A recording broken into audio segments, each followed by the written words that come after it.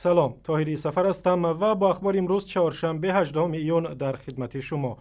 در شاخص نوی صلح جهانی که روز 18 ایون نشر شد، تاجیکستان در یکی از زینه‌های پایانی و در صف کشورهای قرار گرفته است که زمینه‌های سرزدن ناامنی در آن کشورها زیاد است. در این شاخص که از طرف پژوهشگاه اقتصاد و صلح هر سال آماده می شود، تاجیکستان امسال در بین 162 کشور در مقام 126 و یک زینه پایان از قرقیزستان قرار دارد.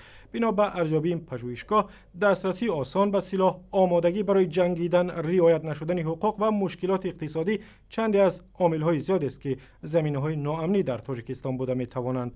مقامات رسمی تاجیکستان عمدتاً این گونه ارزیابی‌ها را غرضمندانه و بی‌اساس می‌خوانند. عثمان علی غیرتوف، افسر مرزبان تاجیکی، به معیوب کردن همخدمتش شهبال میرزایف متهم شود از کاری کرده‌اش اظهار پشیمانی کرد. او روز 18 ایون در تالار دادگاه در دوشنبه گفت: من از کردم صدقاً پشیمانم و برای این خطاگیم از پدر و مادر شهبال عذر میپرسم. او دعا کرد که شهبال میرزایف هر چیز زودتر شفا یابد.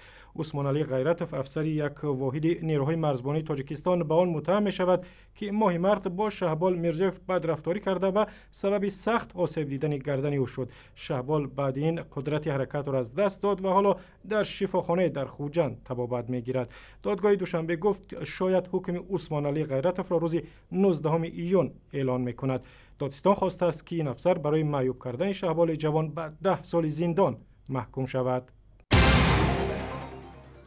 در پایتخت تاجیکستان حامیان حقوق انسان و مقامات رسمی این مسئله را بررسی کردند که دولت تاجیکستان تا چه حد به عهدهای داده خود برای رعایت حقوق انسان وفا کرده است. در نشست مسائل مبرم حقوق انسان در تاجیکستان که با مساعدت سازمان امنیت و همکاری اروپا در بنای دوشنبه پلازا صورت گرفت، گفته شد که هرچند حکومت تاجیکستان در یک سال گذشته با نظرداشت توصیه‌های سازمان‌های بین‌المللی برای تامین حقوق مهاجران کاری، جلوگیری از شکنجه محبوسان و تامین آزادی بیان و گوناگون در جامعه کارهای به انجام رسانیده است، اما مشکلات در این سمت همچنان زیاد است.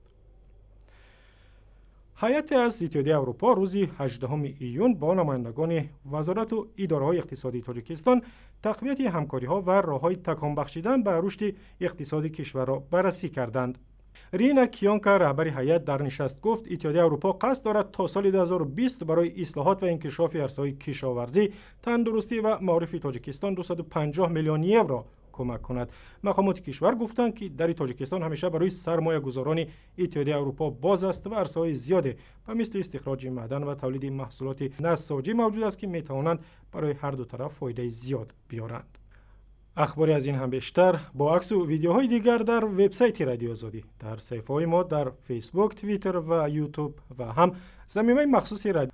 اخباری از این هم بیشتر با عکس و ویدیوهای دیگر در وبسایت رادیو آزادی، در صفحه‌های ما در فیسبوک، توییتر و یوتیوب و هم زمینه‌های مخصوص رادیو آزادی برای تلفن‌های همراه.